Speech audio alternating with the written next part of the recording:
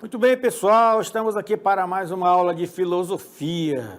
Eu sou o professor Luiz Cláudio, professor de filosofia do Centro de Mídias, e vamos acompanhar agora, então, a nossa aula. Nós estamos na aula 3, o objeto de conhecimento são as relações de poder entre os Estados-nações no contexto geopolítico contemporâneo, a compreensão dos processos de ocupação e formação de territórios, territorialidades, fronteiras e redes de comunicação e interação no mundo globalizado. Conflitos e disputas no campo social, étnico, cultural, econômico, ambiental e político entre grupos populacionais em diferentes espaços. O nosso detalhamento, então, da nossa aula será as redes sociais e também as tecnologias. Vamos à nossa aula.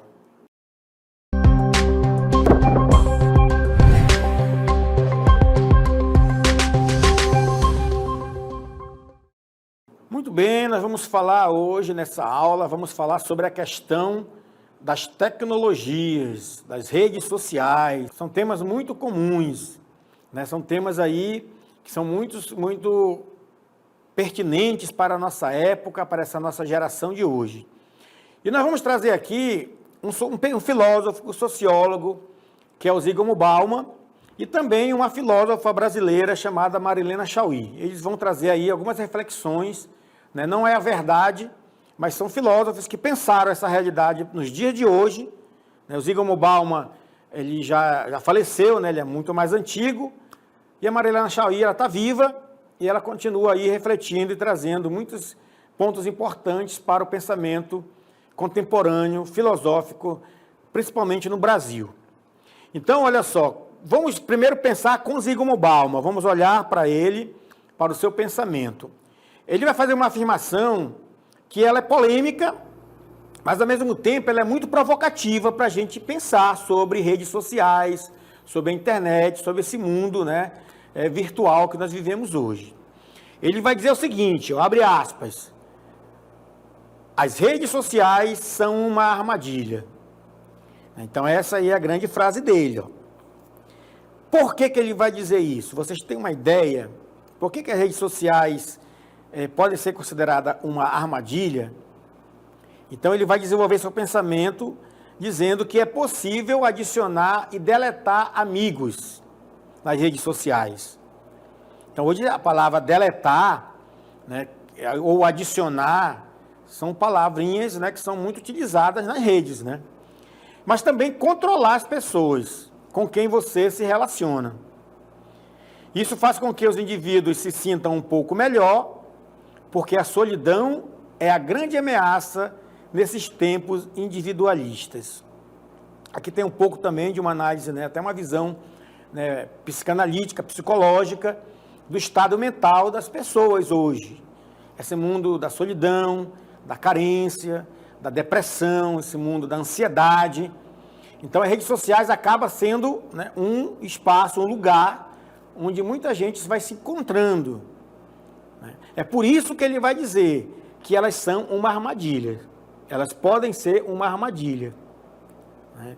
Então, dentro dessa visão, dessa perspectiva de uma mentalidade, de uma saúde mental, muitas vezes abalada por esse mundo, muitas vezes a pessoa vive naquele ambiente isolado, solitário, e tudo que ele tem são as redes sociais. Então, por isso que ele vai dizer que é uma armadilha, né, nesse mundo contemporâneo, nesse mundo de hoje. E aí a gente vai desenvolver um pouco para a gente aprofundar, né? Eu já levantei aqui o problema, vocês viram que é para a gente pensar juntos, né? Como eu falei, não é uma verdade absoluta, mas são pontos importantíssimos para nós pensarmos o mundo de hoje, o jovem hoje, né? E toda uma geração que vive, né, dessas redes e não tem mais volta. Né? Não tem mais volta. Então vamos continuar. Como é que ele vai fundamentar essa sua frase aí, esse seu pensamento? Ele vai dizer o seguinte, que nas redes sociais é tão fácil adicionar e deletar amigos que as habilidades sociais não são necessárias. O que quer dizer isso? Ele quer dizer que para você conquistar hoje, fazer amizade, ou para você também deixar de ser amigo de alguém, você não precisa mais necessariamente enfrentar as pessoas. Você não precisa mais olhar na cara das pessoas. Você não precisa mais, né, ter aquele contato físico que muitas vezes é incômodo. Né? Você, às vezes, quer evitar uma pessoa fisicamente. Hoje não. Hoje você pode, inclusive, deletar essa pessoa das suas redes. Né? Então, você não precisa mais criar essas habilidades sociais de enfrentamento, de diálogo, de discussão, de reflexão, porque basta você dar um clique e você já eliminou, já deletou a pessoa da sua vida ali dentro dessas redes, né, na qual ele critica aí nesse ponto de vista. Então, ele vai dizer que essas redes não ensinam a dialogar porque é muito fácil evitar a controvérsia. E isso, do ponto de vista filosófico, não é bom, porque você não vai precisar pensar, refletir. Basta você usar uma única habilidade, que é o seu dedo, para você deletar a pessoa. Não precisa discutir, não precisa enfrentar, não precisa criar um raciocínio, um argumento, basta você clicar e deletar, está fora. Então, esse é um ponto importante, né, que vai sempre acompanhar essa ideia que ele disse de que as redes sociais são uma armadilha. O que é uma armadilha? É algo que está ali, não parece que vai me prejudicar, mas pode me fazer mal. Isso é uma armadilha. Você não espera que ela vai te pegar, que ela vai te atingir. Né? Então ele traz um pouco essa ideia da armadilha, como se as redes sociais, muitas delas, se nós não tivermos o devido cuidado, né, a devida ética, ela pode nos pegar. Tá bom? Então esse é um ponto. Continuando aí, vamos lá. Ele vai dizer então que muita gente as usa não para unir, olha a palavra união, não para ampliar seus horizontes, para crescer no conhecimento, na abertura para o outro, mas o contrário, para se fechar no que ele chama de zonas de conforto. Então é muito fácil. Você está na sua casa, você está em algum ambiente seu, com fone de ouvido, muitas vezes. Então é um ambiente de conforto, onde a única coisa, né, é justamente você ficar ali, tá vendo, dialogando, escrevendo, né, textos, lendo textos, sem você precisar sair do seu lugar. Então você está tranquilo, naquele ponto no qual você se encontra. E a partir desse ponto no qual você se encontra, você vai ter, então, uma ação diante das redes sociais, que ele vai dizer que é uma armadilha, porque, dependendo do meu estado mental, é como um carro. O carro, ele é para você dirigir, para você se deslocar com mais rapidez, mas ele pode ser uma arma, ele pode ser uma armadilha, né? Então, é esse cuidado, é isso que ele vai chamar a atenção. Continuando lá, para a gente finalizar esse aspecto aí, ó. Então, nessa zona de conforto, onde o único som que escutam é o eco de suas próprias vozes. Onde o único que veem são os reflexos de suas próprias caras. Então, é você com você mesmo. Não é uma relação entre eu e eu. Não é mais uma relação entre eu e tu, eu e o outro. Porque o outro, ele não é mais aquele outro físico, ele é um outro virtual, que depois a gente vai falar um pouco só sobre isso, tá? Sobre a questão do que é virtual e do que é real no mundo de hoje, no olhar filosófico. Então, hoje sou eu comigo mesmo, em detrimento da minha relação com o outro. Então, eu decido, eu tomo o partido, eu tomo a posição e eu faço acontecer, a partir das minhas próprias convicções, dos meus próprios pensamentos, né, das minhas próprias ideias e ideologias. Então, é nesse ponto que ele vai dizer que eu estou na minha zona de conforto e a partir da minha zona de conforto, eu não quero mais enfrentar o conflito. E nós sabemos, na psicologia, que é no enfrentamento, é no conflito com o outro, é na relação com o outro que eu cresço, que eu posso me tornar melhor. Não é verdade? Então, esse é um ponto importante do pensamento dele. O Bauman, então, eu trouxe ele aqui só para a gente problematizar já o tema. Né? Não sei como é que vocês estão, quem está assistindo, como é que vocês estão vendo isso aí. Como é que vocês estão pensando sobre isso. Né? Se vocês concordam, vocês discordam, vocês acham que há alguma razão realmente, faz sentido o que ele está dizendo. Então, isso aí, cada um de nós vai construindo aí, né, a partir da sua prática, do seu pensamento, você vai produzindo a sua ideia, né? Você vai produzindo, então, os seus próprios conceitos em torno dessas questões, tá bom? Então, esse é o primeiro ponto.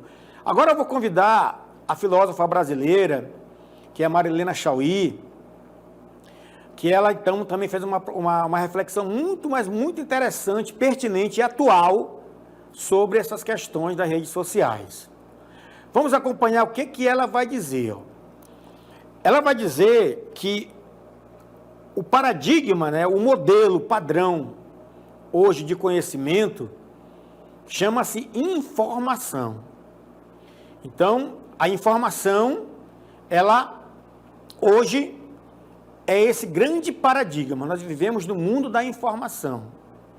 Você pode, para você buscar uma questão, né, dando um clique ali, você pode buscar um tema e vai aparecer várias informações para você. Você pode buscar em vários canais, tem vários recursos onde você pode buscar a informação. Agora, que tipo de informação? Qual é a qualidade da informação? E, acima de tudo, qual a fonte, qual é a veracidade dessa informação? Já que chegam milhares de informações ao mesmo tempo.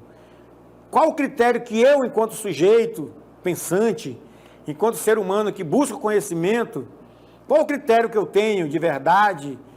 Qual o critério que eu tenho para saber qual informação é a mais plausível, é mais verdadeira, é mais cientificamente comprovada, né, é a mais pensada para aquele ponto?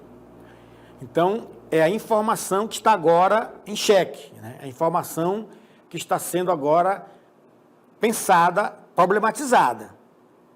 Tá? Vamos lá. Então, vamos ver e pegar a ideia da Marilena Chaui. O que ela vai dizer? Agora vamos acompanhar. Ela vai dizer o seguinte, ela vai falar das redes sociais, mas também das tecnologias. Hoje nós sabemos, quando a gente fala de conhecimento e informação, nós já demos um avanço muito grande, né? Nós já estamos aí, hoje nós já falamos de inteligência artificial, não é verdade?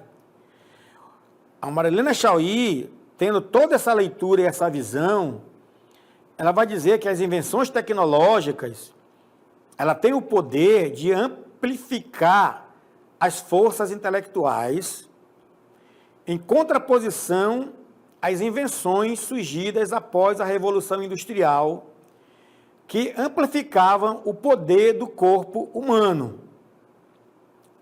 Então, vejam bem, nós estamos falando aqui de duas formas de poder importantes. Uma é o poder das forças intelectuais, é o poder do pensamento, que até um determinado momento da história prevalecia, né, essa razão iluminista. E o outro ponto, né, é a questão do nosso corpo. O que é o nosso corpo hoje diante de toda essa gama de informações que nós recebemos aí? Então, são dois pontos que nós temos que pensar, né? O pensamento e o corpo. Onde está o pensamento hoje? Onde está o conhecimento? E onde está o corpo? Então, ela vai pegar essas duas ideias de pensamento, de corpo, mente e corpo, e vamos pensar como é que o ser humano hoje pensa a realidade. Como é que o ser humano hoje se relaciona com essa realidade? Como é que ele se relaciona com o outro? O que nós falamos de amigo? O que é amigo? O que é um seguidor? São termos utilizados nas redes, né? Então, quem é o sujeito? Cadê o corpo desse sujeito? Cadê a mente desse sujeito? Porque tem um pensamento ali, tem uma ideia por trás. É interessante, isso tudo é uma reflexão filosófica para pensar sobre a questão desse paradigma da informação, né? Então vamos ver, vamos continuar aqui, ó. Acompanhe comigo. As tecnologias amplificam não mais os pés, as mãos, a cabeça, mas o cérebro. O que quer dizer isso? Qual tecnologia que amplificou os nossos pés? Os automóveis, né? Os automóveis que nos colocam agora, não ando mais, né? Nós temos automóveis, nós temos vários tipos de meios de transporte que aceleraram os nossos passos, né? Então, amplificou. As mãos, nós temos vários instrumentos que nos ajudaram, né, a superar o que nós fazíamos, né, de trabalho com a mão, manual. Hoje tem instrumentos, né, tem muitas coisas aí que, um martelo, né, um serrote. Hoje nós temos coisas com tecnologia, né, que nós usamos aí. O próprio computador. A cabeça, mais o cérebro. Por quê? Porque hoje até com a inteligência artificial amplificou-se agora a cabeça. O nosso cérebro agora também está dentro da mesma lógica do automóvel, do avião. O nosso cérebro está no mesmo nível agora, com a inteligência artificial. Tem algo agora que está pensando por nós, né? Tem algo pensando também por nós. Olha só, né, a questão que está por trás aí da inteligência artificial, né? Então, é muito novo isso, tem muita leitura, muito estudo sobre isso. E nós temos, então, que, como no campo da filosofia, refletir sobre esses pontos aí. Vamos agora aprofundar, então, o pensamento da Marilyn Chaui. Nós temos aqui as redes sociais. É um fato, não tem volta. O conhecimento e a informação. Então, nós sabemos que houve muitas mudanças com o advento de quê? Da internet. A internet, então, ela fez já uma grande revolução, né, no que nós falamos de comunicação, de informação, pela internet, né? Tanto é que você percebe que as bibliotecas virtuais, tem bibliotecas virtuais, né? Hoje você não precisa, muita gente não compra mais um livro, ele baixa um livro, ele faz download de alguma coisa, né? Ele não vai mais lá, né? Então, é claro que isso não acabou, tá? Mas nós temos esse recurso hoje com a internet, né? Então, isso alterou o quê? A forma de significado para as coisas. Principalmente com o crescimento dos sites de redes sociais. Então, hoje, o centro está onde? Em toda parte. Não existe mais circunferência. Não existe mais. Onde eu estiver, eu sou o centro de tudo, da comunicação, inclusive. Eu sou o centro. Eu não preciso mais me deslocar.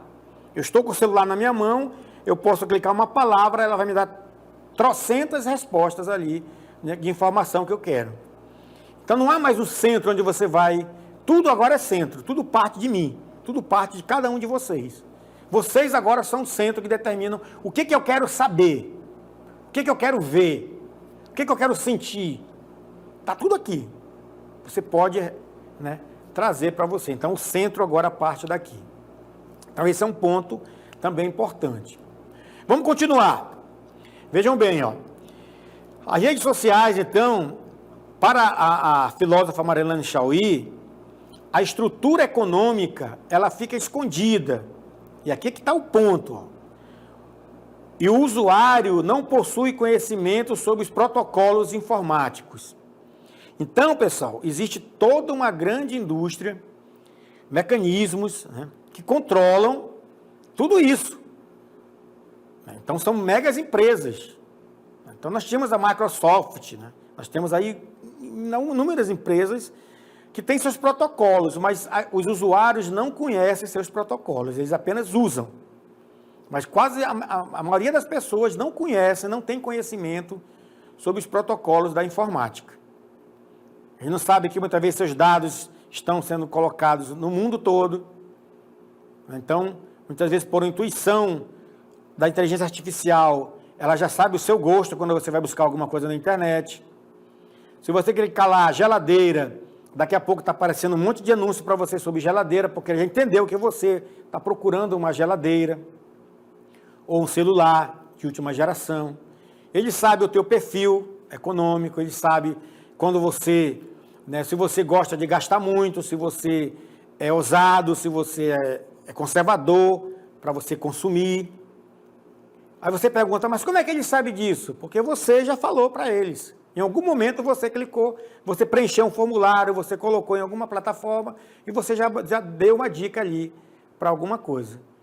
E a inteligência artificial, ela pega tudo isso e ela vai, né, controlando ali, vai marcando você naquele seu ponto ali. Porque você sabe que quando você abre um computador, seu celular, você é um código, né, que está sendo acessado. Então, vejam bem, a mudança na comunicação com a internet, né, foi grande. Então, nós somos o centro, não tem mais essa questão de vários, né, não existe mais uma circunferência geral. Continuando, nesse novo mercado, o usuário, então, é transformado em mercadoria. Olha só que interessante, né? O usuário também é mercadoria, por meio da venda de seus dados e informações para uso privado de empresas, isso é que eu acabei de falar. Então, você também, né, aquela lógica capitalista, né, da questão da produção, né, do meio de produção. O trabalhador vende a sua força de trabalho. Agora, há uma ampliação disso. O que você vende, o usuário vende agora os seus dados, as suas informações. Ou então, em site de pesquisa, ele vende o quê? O seu gosto, para ajudar as empresas a entenderem quais são os gostos dos consumidores. E é por isso que eles, de fato, sabem, né? Eles estão sabendo disso aí. Vamos ver mais um ponto aqui sobre essa questão das redes sociais. No campo da filosofia, nós estamos falando de filosofia, aí nós estamos refletindo. Isso aqui não é a verdade absoluta. São pontos de reflexão trazidos por uma pensadora brasileira, a Marilena Chauí. Ela vai dizer que é uma compreensão do espaço e do tempo produzida pelas novas tecnologias, traz problemas para o pensamento, para as artes e para a política. O que é o espaço, o que é o tempo do mundo virtual, no mundo de hoje? O que é o espaço, o que é o tempo? São dois pontos que hoje se transformaram, se modificaram também, a noção de espaço e tempo. Então, o pensamento tem que se reformular. As artes, como é que vai ser hoje trabalhar a questão da arte? A própria política, né, dentro desse contexto da tecnologia, né, está sendo muito utilizada também recursos tecnológicos. Então, tem muita coisa em jogo aí, e ela vai dizer que, né, o que vai pegar é entender o que é o espaço, o que é o tempo dentro desse contexto aí. E é isso que ela vai falar agora. Ó. Ela vai dizer o seguinte sobre isso.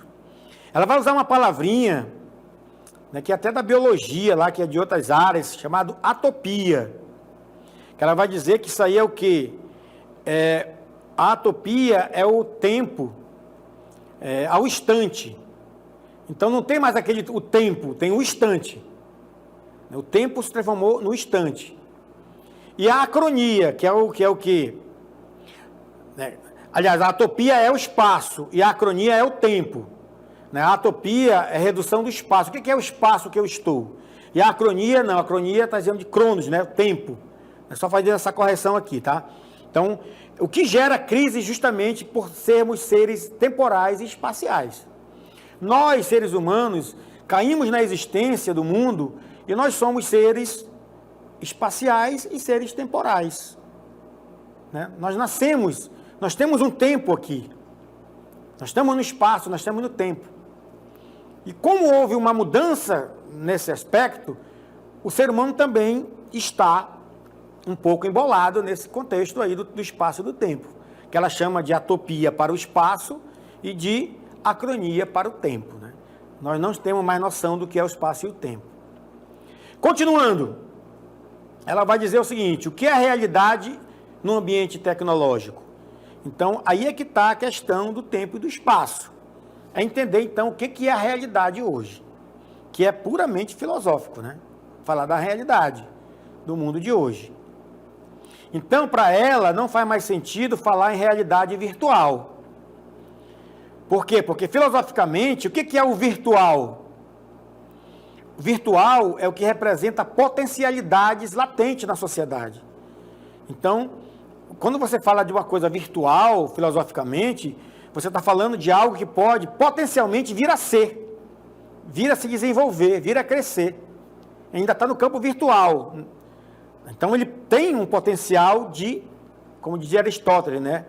De vir a ser. Logo, há uma oposição ao conceito de real.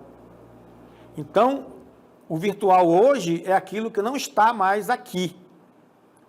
É aquilo que está... Aliás, o virtual ele está aqui, agora, mas não mais no real. Ele está em algum lugar que nós não conseguimos identificar dentro desse espaço. Por quê?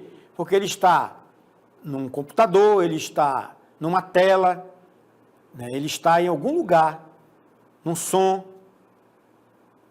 Ele está em algum lugar que nós não sabemos bem onde é. Então, criou essa crise aí sobre o que é o real e o virtual. E para ir para o caminho do final aqui, ela vai dizer o seguinte, que a internet, também, nessa ideia do virtual, do que é real, né?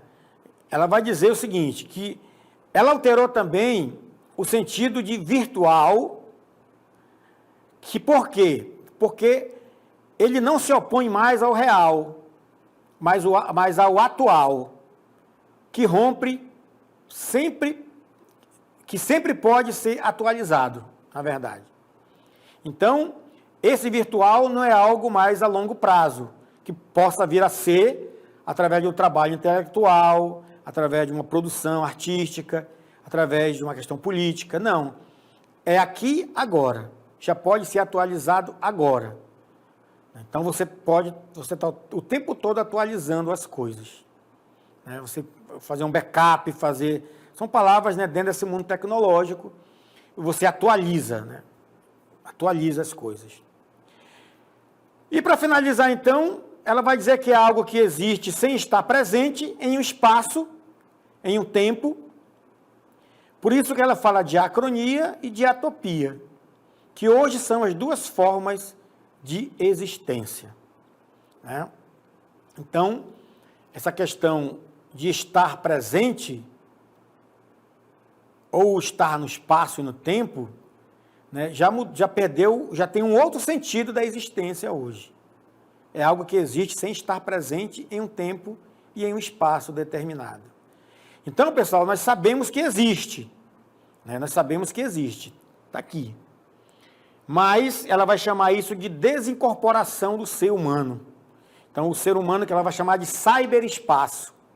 Então, não é mais esse espaço físico que eu estou aqui vendo, pegando, vai lá pegar o objeto, não, é um espaço virtual, é o cyberespaço. Então, não há morte na internet. O indivíduo pode transcender a mortalidade e viver para sempre no espaço virtual. Um exemplo disso é tantas pessoas que falecem, que morrem, né? E continuam lá. Ela continua com o Facebook dela lá. Né? Claro, mas continua. Né? Às vezes, o aniversário da pessoa continua aparecendo, as pessoas continuam dando parabéns, que nem sabem que ela morreu. Né? Por quê? Porque é o cyberespaço. Então, não existe morte na internet. Então, está tudo ali, no espaço, no tempo, no aqui e no agora.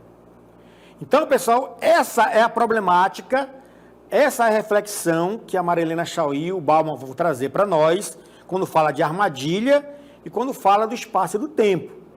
Não quer dizer que a tecnologia, que a informação não seja importante. São problemas pensados a partir de problemas reais que as pessoas vivem no mundo de hoje. Né? Então, nós temos que estar sempre atentos de como é que nós estamos utilizando as redes sociais, como é que nós estamos vivenciando as informações, compartilhando as informações. Onde que eu estou, como que eu me situo, como que eu me percebo, como que eu me sinto nesse novo modo de ser e estar na realidade de hoje. Beleza? Tranquilo? Então, até a nossa próxima aula.